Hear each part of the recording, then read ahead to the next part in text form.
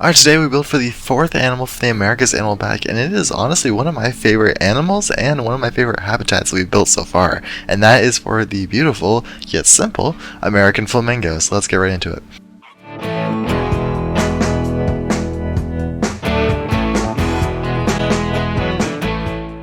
Alright, so hello everybody, and welcome back to another episode of OakWood Zoo. We've been, a bit more spaced out the last couple episodes. It's been a busy week for me, so I've been trying to pace myself here and there. My last video was last week, the Bairds Tapir. I tried to do like the once every week. Obviously I don't want to fall behind too much on that, but I was surprised really that a lot of people actually enjoyed that episode, because I did not think it would do well, because it was like a base game animal, and it was kind of one that was also unexpected, but it surprisingly did decently well. Like it performed way above what I was thinking. But anyway, in today's episode, we continue on from what we built in the last episode. If you watch that, it will make, maybe make this one more enjoyable, because we're building off of what we started in that episode of the Bairds Tapir. And today we are building more of the boardwalk around the America's Pavilion, of that side of the America's Pavilion. In the last episode, we started the boardwalk. We created the actual like schematics for it, or like the flooring and the railings. So if you want to see how I actually made all that, because in this episode I copy that stuff and copy and paste it and use it again here, obviously, because I'm not going to rebuild it piece by piece when I already have it. So if you want to see how I actually made like the railings and the flooring, then go check out the Bairds Tapir video, which I'll link in the description below, or you can just look at the OakWood Zoo playlist in total. But we continue on from that. We expand the boardwalk, which is what I first started doing here. We made kind of like a jet out, like a lookout for people to look into the flamingo enclosure. We did that kind of also with the tapir enclosure, where you would have like a jet out from the boardwalk so people can get a bit closer to them. This one, it's more very centered. The other one for the tapir, it was like you go up the stairs and you immediately can turn onto a kind of like lookout, or just keep going straight. And we did have like kind of like a bigger like picnic area around the Bairds Tapir boardwalk. But in this one, we have more of like a straight centered hallway path with a bit of a jet out with a planter and a couple of benches. Just have a nice little like opening area for the flamingos and the people to look into. But it looks really nice. I like this. I don't want to overcomplicate it by doing too many different fences or two different like colors like with the boardwalk. So I kind of stayed very consistent with it, and I plan to stay consistent with that scheme or like kind of design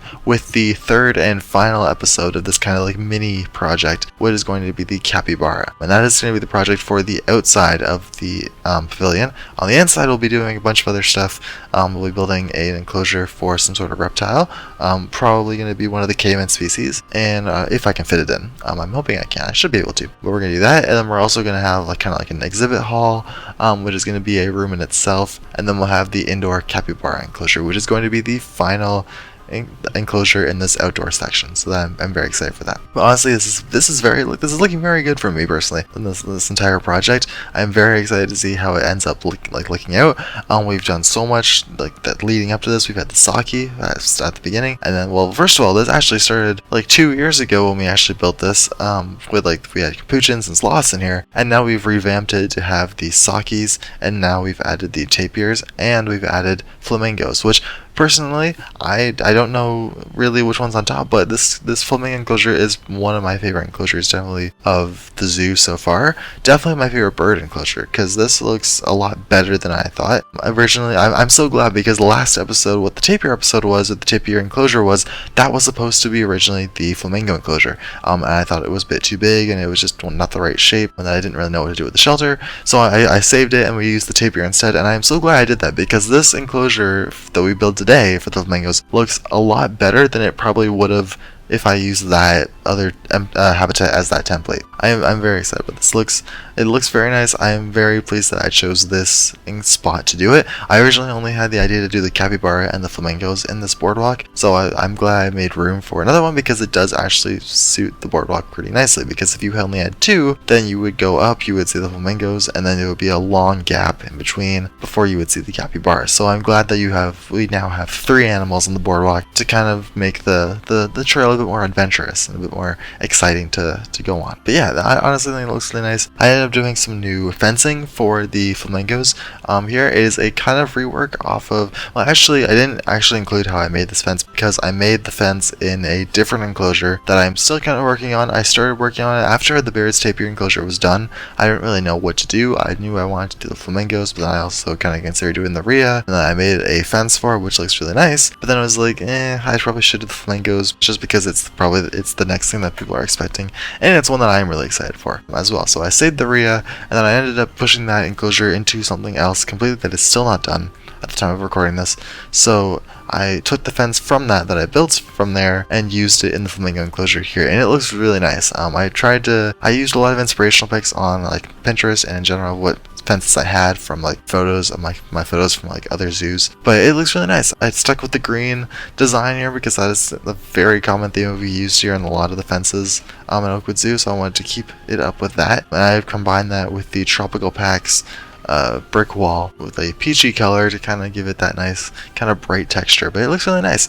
And it also matches really well with the backstage area, or these backstage building, or the shelter that I made for the flamingos, which is another thing that I really love about this enclosure. It does look really good in itself. I really like the interior of the building. I gave 2 little pools for the flamingos on the inside where you have that little slopes down so they can kind of step into it without having to swim. This almost entirely, like all the water sections in this enclosure are mostly standing for the flamingos. I know you see that a lot more in zoos where you have them. I think they enjoy running through the water and standing in it and kind of like putting one foot up and just relaxing in it a lot more than swimming. I don't know if that's really true actually for flamingos, but I've just seen that very much in zoos in real life. As far as everything else goes in the backstage area, the shelter, we've copied a lot of like the other backstage props I've used. Obviously, I made a new fence for this to separate the staff and the flamingos, and then we did have with a small pen attached to the front of the shelter where the flamingos can go in. That's where they'll be dropped off, where the habitat is, and we also have the gates there for the staff to enter. Normally the staff would probably enter through the shelter, but I didn't want to deal with them not being able to get out from the shelters for the traversable area, so I decided to just put them in through the pen. And surprisingly, the other thing I really wanted to bring up, first of all, it actually worked. I didn't even have to change anything about the shelter, about like the sizing of the doorway for them to get through. And the other thing I really loved about the shelter and this enclosure in general is the PVC strip curtains that I used as a doorway, and I completely forgot about using these in like a bunch of different enclosures, and I was really annoyed because I kept forgetting that these even exist in the game as a separate piece. So I finally used them, and the great part about them is that the animals actually interact with them. They actually move when like the animals go through it, and it's just, oh my god, my mind was blown when I first saw one go through it. But yeah, I loved using those. They look amazing. They blend in very nicely with the building because the building has a very nice like kind of grayish whitish kind of texture with like the logs on the thing as like a border or a trim, but it looks very nice. I love the curtains that we used in that. That is amazing. Other than that, the foliage and the rockwork is pretty similar than what we've done, especially for the tapir enclosure. You'll notice a lot of the similar stuff with like the rocks. I didn't use the stalagmite pieces as much here as I did in the tapir enclosure, mainly because the tapir enclosure was mostly land with a bit of water. This one I tried to make a lot, probably like 50-50 water. There is still a lot of land, and I'm not sure if I really love it, but it gives the flamingos lots of room to run around in. And actually at my local zoo with their enclosure for the flamingos, they used to have an old enclosure which was like a kind of like a pond or a lake, but now it is like a meshed in enclosure with more ground, but obviously still water, so it's kind of 50-50 now. So I tried to maybe take some inspiration after that. I'm not indirectly, and I ended up doing probably 50-50 because this enclosure does go into the lake just like the tapir enclosure did, so they can go into the actual lake, but then there's also a couple pools on the side. I made one with like the actual water, where like just regular water, and then they also have the foraging pool that I kind of blended into the surroundings and using like the rock trims and rock columns to blend it in. It's very nice. It's very easy to do that. You can just use, well, first of all, if you're putting it down and you don't want it to flatten the terrain around it, then you can put a path down.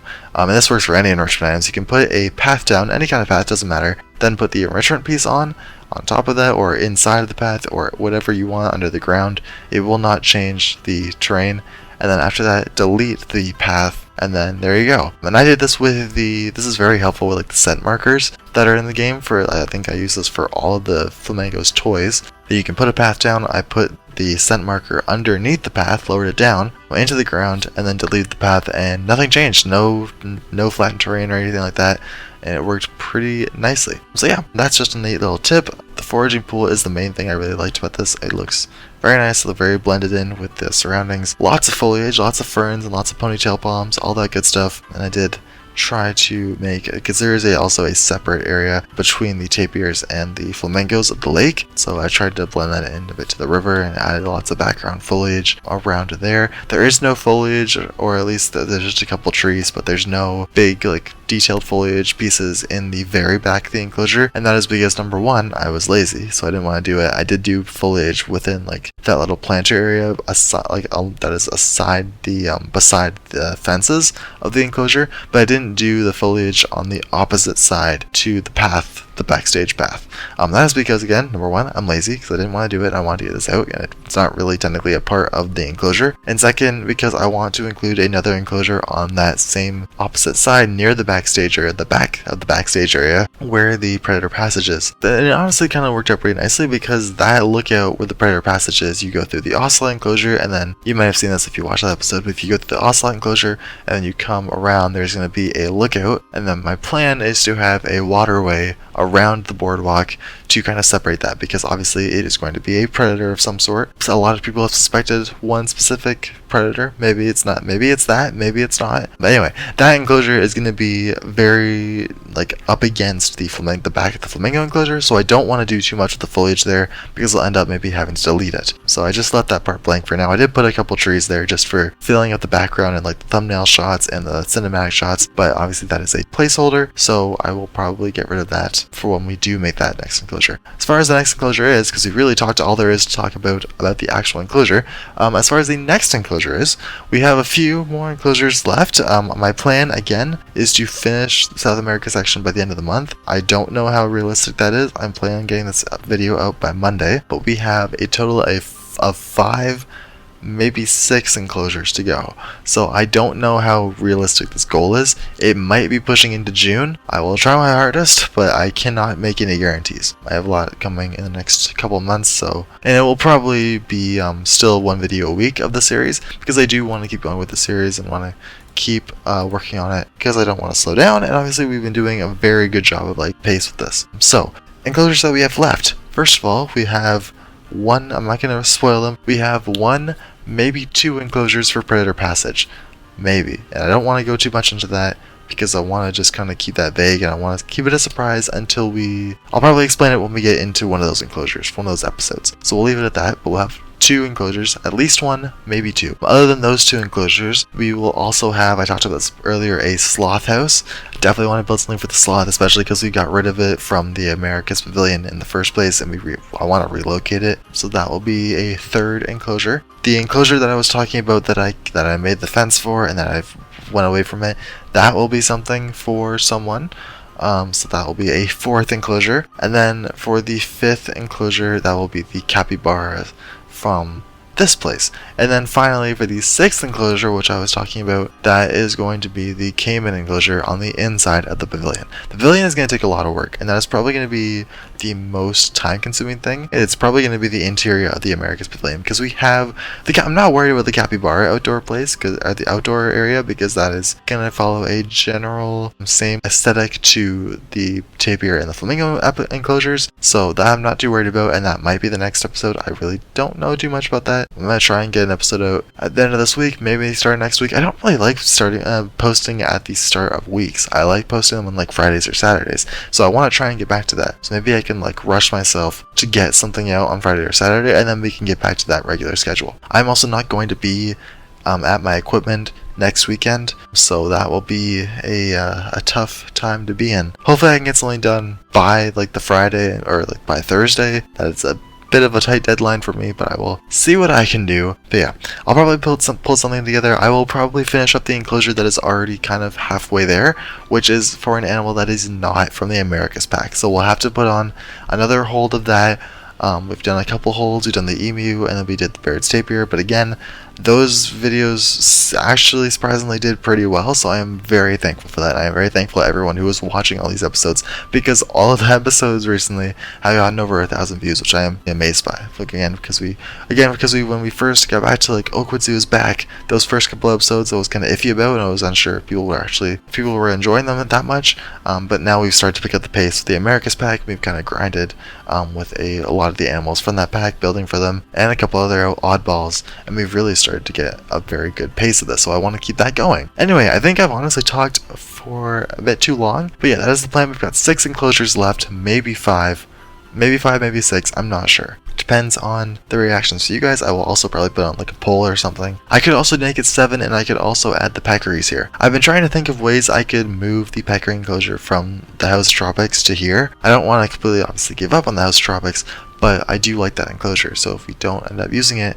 then we could maybe add it to here, or make a new peccary enclosure as well. Anyway, I think that's honestly as much as I want to say here. We took up a lot of time talking about plans, we talked about the enclosure, and I really cannot think of anything that I really want to say anything else. So anyway, I hope you all have enjoyed this video. Please hit the subscribe button if you did. Again, there are cinematic shots at the end of the episode, like there always is. We tried again, like I've stated before. I'm gonna try to keep posting this series once every week. Try to be flexible with me if I can't reach that every week, just because I have a lot coming in the next couple months. So I will try my best. I will do my best. Again, like I said, this is one of my favorite enclosures. So if you did enjoy this enclosure, if you did enjoy this anything, leave a nice comment down below, like the video. And let me know if you are enjoying the series so far and what animals you want to see going forward, because we still have 2 more animals to go from the Americas pack and 6 more animals to go in total for the South America section specifically. I'm going to leave that off for my part. Enjoy the cinematic shots, enjoy the rest of the video, and I will see you all in the next one. Have a great rest of your week, guys, and enjoy the rest of the video.